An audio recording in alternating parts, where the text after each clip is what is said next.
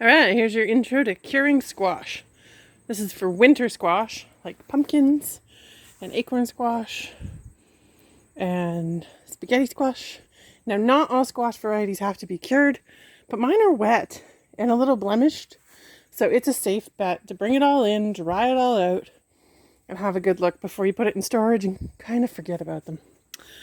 So we had a frost, and some of them, see the watermark, got touched by the cold air and that kind of froze. It might not keep. So by laying it out, I have a chance to see what happens. And then I have some unripe things like these guys. Also might not keep, but they might ripen further. So I think it's worth a gamble to bring it in and cure it. So all curing is, and you can do this in the field or in a sunny window if you don't have a greenhouse like us. Once you've had your frost and your leaf on the plants is dead, it's a good time to pull them all off. I like to leave a bit of the stem. And the condition of the stem, the color of it, helps me tell what's going on in the fruit. So I pull them all off.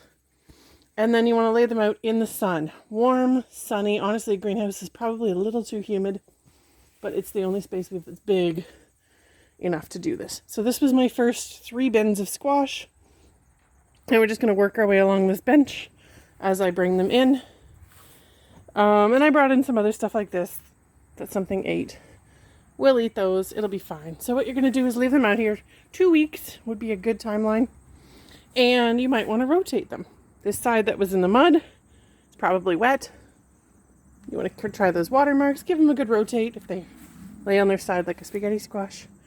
That crack means this guy's not going to keep, which is fine. And then when they're dry, you can brush off that dirt and they'll be ready for storage. You probably could wash them. I'm not going to. So I'm going to collect them all up, bring them in here for 2 weeks, flip them partway through so they get nice and dry and ripe. Something to consider, because I already have watermarks, there's another good one, is that if I get another frost without the leaf foliage to protect these guys, they're all going to freeze and get watermark. So I've checked the forecast and I have a week of great temperatures, like 7 to 10 degrees at night. So I don't have to rush, but I do have to get these guys in the greenhouse before nighttime temperatures hit 0, because they'll still hit 0 in here and freeze my squash. That's kind of the gist of what we're doing here. I'll try to take a video when they're all laying out because it's so pretty. Oh, just for bragging rights. Here's my one, and the stem fell off. Rouge Vifte pumpkin. I was so excited for them, and I got one. Enjoy him. Okay, that's it. I'll show you the rest when I have them pulled off the field. Bye.